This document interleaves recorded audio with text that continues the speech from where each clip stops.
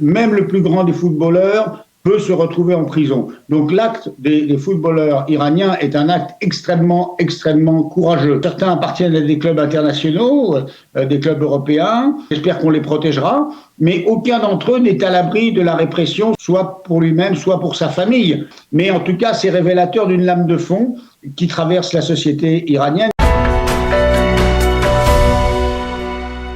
Nous sommes en ligne avec Michel Taubman, journaliste, écrivain, spécialiste du dossier iranien. Et avec vous, Michel, je voudrais que l'on fasse le point sur justement ce dossier du nucléaire iranien. J'aurais aimé d'abord peut-être vous demander une réaction à ce qui s'est passé hier à Paris. Est-ce que d'abord, à Jérusalem, est-ce qu'à Paris, on a mentionné ce double attentat avec assez en évidence par rapport... Non. Écoutez, vous posez une question dont je crois que vous connaissez la réponse, Daniel.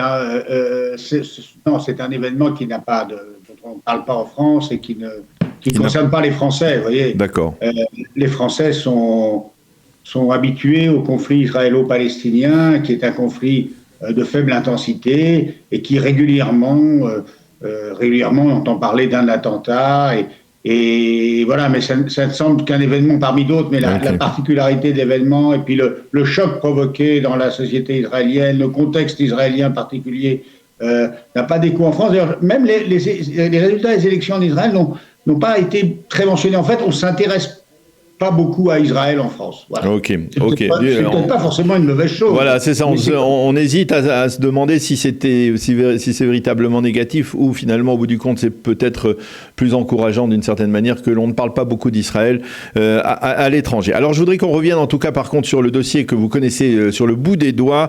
C'est le dossier du nucléaire iranien, avec ces derniers jours une décision de l'Iran, une annonce en tout cas, d'enrichir son uranium à 60%, une sorte de mesure de réponse à l'AIEA. Est-ce que cette mesure, quel est l'impact d'une telle mesure concrètement ? Alors écoutez, le plus important, ce n'est pas tellement que l'Iran le fasse, mais que l'Iran le dise, que l'Iran le revendique haut et fort et d'une certaine manière crache à la figure de l'AIEA et des instances internationales et de la communauté internationale. Alors 60%, c'est pas rien. Je rappelle que dans le cadre de l'accord de 2015, l'Iran n'était autorisé à enrichir de l'uranium que jusqu'à 3,67%, c'est-à-dire pour un usage civil. Personne n'a jamais été opposé au fait que l'Iran puisse avoir accès au nucléaire civil. Le problème, l'ambiguïté, ça a toujours été la nature de ce programme qui est de manière dissimulée un programme à vocation militaire. Donc 3,67%, c'est ce qui était autorisé.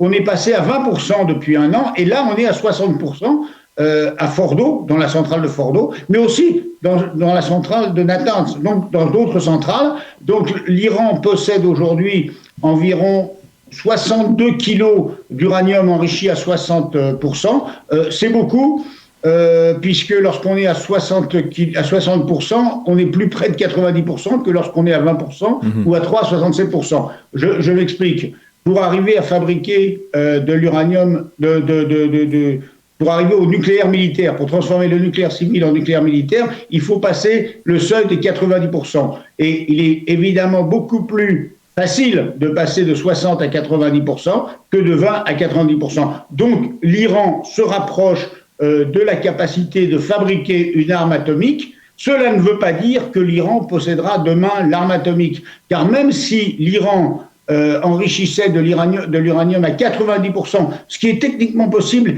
et ce qu'on apprendra peut-être demain, la ligne rouge sera franchie. Cela voudra dire que une opération militaire des Israéliens, des Américains et peut-être de la communauté internationale sera justifiée et légitime, mais même si l'Iran enrichit de l'uranium à 90%, il faut ensuite avoir la capacité de fabriquer une bombe atomique, de l'installer sur un missile, de l'envoyer. Et donc le vrai danger aujourd'hui, ce n'est pas tant, aujourd'hui je dirais, pour les 5 ou 10 prochaines années, ce n'est pas tant que l'Iran possède la capacité d'envoyer une arme atomique sur Tel Aviv et de détruire Tel Aviv, mais c'est que l'Iran ait accès au nucléaire militaire qui lui permette, à petite dose, qu'on appelle le nucléaire tactique, d'armer peut-être des groupes terroristes qui pourraient utiliser du nucléaire tactique, donc je ne parle pas de l'arme atomique, mais du nucléaire tactique pour fomenter des attentats. Donc on est devant une situation qui est extrêmement dangereuse, et cela signifie de toute façon que l'accord de 2015 est mort et enterré, et que les négociations qui ont commencé à Vienne l'année dernière sont mortes et enterrées. Là-dessus, il n'y a plus aucun doute, ni du côté iranien, ni du côté américain. Alors ça c'est très clair, mais vous parliez tout à l'heure d'une opération militaire israélienne qui pourrait être soutenue par les Américains ou d'une opération conjointe. La semaine prochaine doit se dérouler des manœuvres conjointes justement entre Israël et les États-Unis. On dit qu'il s'agirait d'une manœuvre visant à simuler justement une opération militaire contre des cibles nucléaires iraniennes. Est-ce que effectivement, avec l'administration Biden, on peut envisager une coopération militaire entre Israël et les États-Unis en vue de neutraliser éventuellement justement cette menace?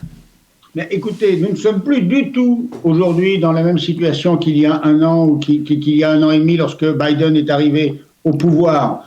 Aujourd'hui, la question iranienne s'intègre dans la question plus large des rapports entre la Russie et les États-Unis, ou plus largement entre la Russie et l'Occident, puisque les Européens sont aujourd'hui solidaires des Américains. Et donc, aujourd'hui, la question déterminante, c'est ce qui se passe en Ukraine. Et sur le terrain ukrainien, les Iraniens sont engagés aux côtés des Russes. Les Iraniens sont de fait belligérants. Ce sont des drones iraniens aujourd'hui qui bombardent les installations électriques et les populations civiles ukrainiennes. Donc aujourd'hui, et c'est la question qui va être posée au prochain gouvernement israélien, on ne peut pas être ami avec Poutine et ami avec Biden. Les Russes et les Iraniens sont totalement aujourd'hui associés en Ukraine, et la question qui peut se poser, c'est si demain on arrivait à une confrontation entre Israël et quand je dis Israël, ça serait aussi avec la solidarité plus ou moins active des pays arabes et un soutien plus ou moins actif des Américains et peut-être des Européens. Cette confrontation entre Israël et l'Iran, que fera la Russie? Il est très très peu probable, il est même improbable que la Russie restera neutre. Et aujourd'hui, tout le deal qui avait été passé entre Israël et la Russie il y a 7 ans, au début de la guerre civile syrienne, ce deal qui permettait cette coopération militaire, qui permettait à Israël de poursuivre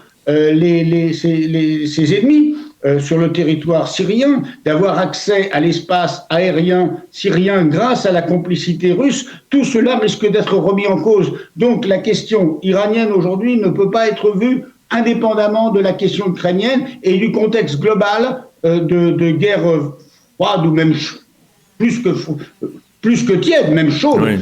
Puisque les Américains, de fait, et les Européens sont belligérants en Ukraine, sont pas encore belligérants dans le sens où ils n'envoient pas d'hommes, mais il y a une solidarité active, une guerre qui se mène aujourd'hui sur le sol ukrainien entre les deux blocs, comme au temps de la guerre du Vietnam, et de même manière même beaucoup plus active qu'au temps de la guerre froide. Alors, tout cela intervient dans un contexte intérieur extrêmement délicat pour les dirigeants iraniens, avec la poursuite et même l'intensification de la protestation populaire. D'abord, parce que on les a tous vus, ces footballeurs iraniens qui ont refusé d'entonner leur hymne national. Qu'est-ce que, par exemple, ces footballeurs risquent lorsqu'ils rentreront dans leur pays, s'ils rentrent bien entendu dans leur pays, dans la conjoncture actuelle ? Alors d'abord, ce n'est pas la première fois que les footballeurs se distinguent du régime. Plusieurs footballeurs qui sont des personnalités, les footballeurs là-bas sont comme ici, comme partout, c'est des vedettes, c'est des gens très connus, mais ce ne sont pas des gens intouchables, car personne n'est intouchable en Iran. Par exemple, le cinéaste Panahi, qui est un cinéaste connu internationalement, qui a été représenté, dont les films ont été représentés et primés au plus grand festival à Berlin, à Cannes, etc., il est en prison. Donc même le plus grand des footballeurs peut se retrouver en prison. Donc l'acte des footballeurs iraniens est un acte extrêmement, extrêmement courageux. Ensuite, il est révélateur de la lame de fond qui soulève la société iranienne.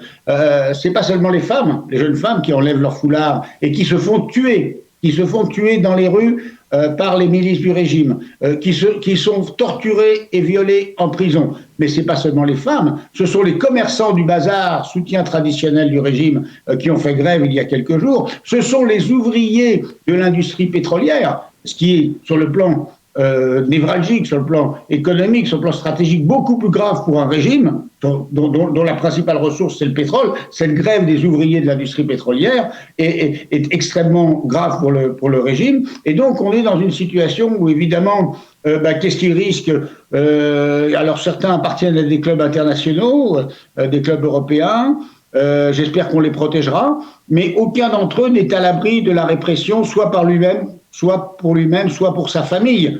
Voilà. Est-ce qu'ils demanderont l'asile politique à un pays occidental à la fin de la Coupe du Monde? Je ne sais pas. Mais en tout cas, c'est révélateur d'une lame de fond qui traverse la société iranienne. Et pour revenir à la question que vous me posiez tout à l'heure, on est aujourd'hui dans une logique de guerre intérieure et extérieure. C'est-à-dire que le régime, pour répondre à la révolte populaire, utilise une violence inouïe. On torture et on viole dans les prisons. On assassine à bout portant des jeunes filles et des jeunes garçons de 16 ans. Donc c'est une violence inouïe qui est utilisée à l'intérieur, mais qui déborde sur l'extérieur. Pourquoi? Parce que l'Iran, c'est aussi une mosaïque de peuples et de minorités nationales. Et là, la révolte des femmes, c'est aussi une jeune femme kurde, d'origine kurde, qui a été tuée. Et il y a en Iran, ne l'oublions pas, il n'y a pas que des Perses, il y a des minorités nationales, des Kurdes, des Azéris, des Arabes, des Sunnites, etc. Et ce qui est en train de se produire avec ces raids sur le Kurdistan irakien, c'est un débordement. C'est un débordement du conflit intérieur sur l'extérieur, puisque le régime islamique iranien prétexte qu'il poursuit pour faire des bombardements sur le Kurdistan irakien, sous prétexte de poursuivre des Kurdes qui soutiennent, évidemment, ils soutiennent la révolte à l'intérieur. Donc, on est dans une logique de guerre interne et externe, et bien évidemment, la question, et vous êtes mieux placé que moi pour le savoir, Israël aujourd'hui se pose la question d'une intervention militaire, et les Américains se posent aussi la question d'une intervention militaire. Mais là, on est dans la question dont on parlait il y a encore quelques mois quand vous m'interrogiez sur les négociations. Les négociations, c'est terminé. Oui. Il n'y en aura plus avec ce régime tel qu'il est aujourd'hui. Et tout cela est lié aussi à la force, à la puissance du parrain du régime qui soutient les islamistes iraniens, c'est-à-dire de la Russie. Donc, l'avenir de Téhéran, l'avenir de la bombe atomique iranienne se joue aujourd'hui peut-être à Kiev et à Moscou. Eh bien, Michel Taubman, merci beaucoup pour toutes ces explications qui nous ont permis de clarifier un véritable dossier, un dossier extrêmement important pour la sécurité de l'État d'Israël aujourd'hui. On parlait tout à l'heure avec le colonel Mirdan de la sécurité intérieure et des problèmes de sécurité liés aux Palestiniens et aux attentats terroristes. Mais là aussi, eh bien, d'une certaine manière, il s'agit de la sécurité et peut-être même de l'existence de l'État d'Israël. Merci beaucoup, Michel, d'avoir accepté de répondre à nos questions ce matin et d'avoir été aussi clair dans vos réponses. Bonne journée et à bientôt, Michel. À bientôt, au revoir.